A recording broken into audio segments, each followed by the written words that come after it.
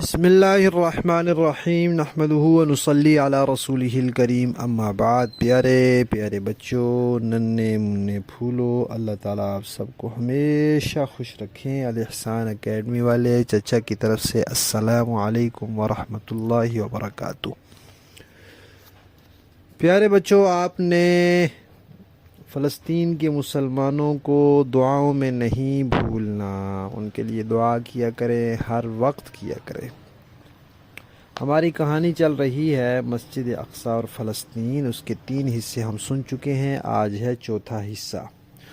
تو پیارے بچوں، ہم نے یہ سنا تھا کہ اللہ تعالیٰ نے تورات میں یہ بات بتائی تھی کہ جو لوگ اس پر عمل کریں گے، تورات کے مطابق عقیدہ بنائیں گے، تورات کے مطابق عمل کریں گے، زندگی گزاریں گے، جہاد کریں گے، تو وہ لوگ مسجد اقصی کے حقدار ہوں گے۔ جو نہیں کریں گے پھر ان کا حق ختم ہو جائے گا۔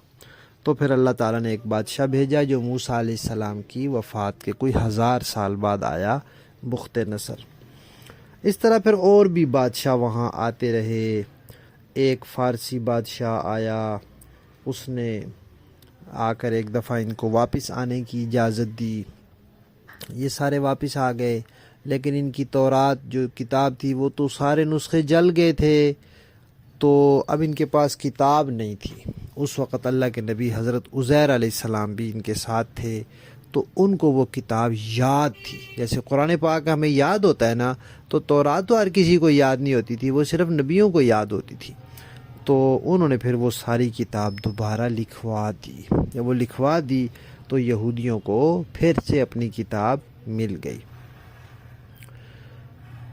پھر اس طرح ہوا کہ وہ جو فارسی بادشاہ تھا جس نے ان کو واپس آنے کی اجازت دی تھی، ان کی حکومت ختم ہو گئی، اور پھر ایک اور بادشاہ آیا جو یونان سے آیا تھا، اس کو سکندر اعظم کہتے ہیں۔ وہ آ کے قابض ہو گیا، پھر یہودی اس کے ماتحت ہو گئے۔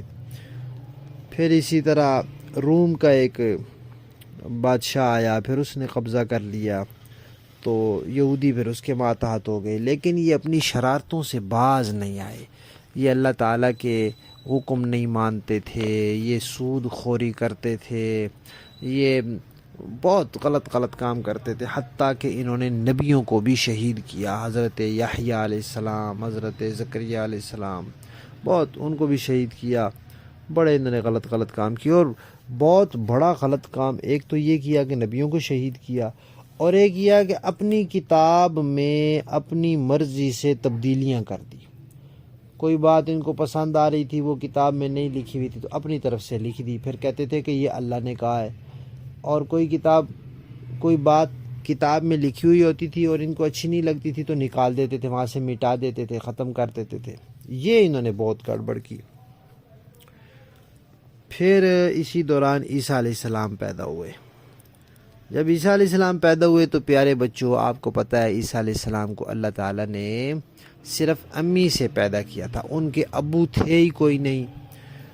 تو یہودیوں نے پھر عیسیٰ علیہ السلام کو بھی تنگ کیا، ان کی امی کو بھی پریشان کیا، طرح کی باتیں کی۔ پھر جب وہ بڑے ہو گئے تو اللہ تعالیٰ نے ان کو نبوت کا اعلان کرنے کا کہا، انہوں نے اعلان کر دیا۔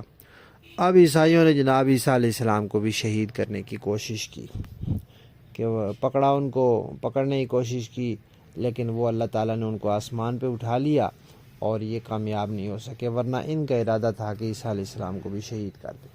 اس طرح کے خبیث لوگ ہیں، نبیوں کو بھی نہیں چھوڑتے، اپنی کتاب کو بھی نہیں چھوڑتے، اور اللہ تعالیٰ کی بات بھی نہیں مانتے، اپنی مرضیاں کرتے ہیں۔ عیسیٰ علیہ السلام کو اللہ تعالیٰ نے آسمان پہ اٹھا لیا، پھر اللہ تعالیٰ نے ان کی پٹائی کرنے کے لیے ایک بادشاہ بھیجا جس کا نام تھا ٹیٹس۔ وہ آیا اور اس نے آ کر پھر ان کی پٹائی کی، اور بڑی زبردست پٹائی کی۔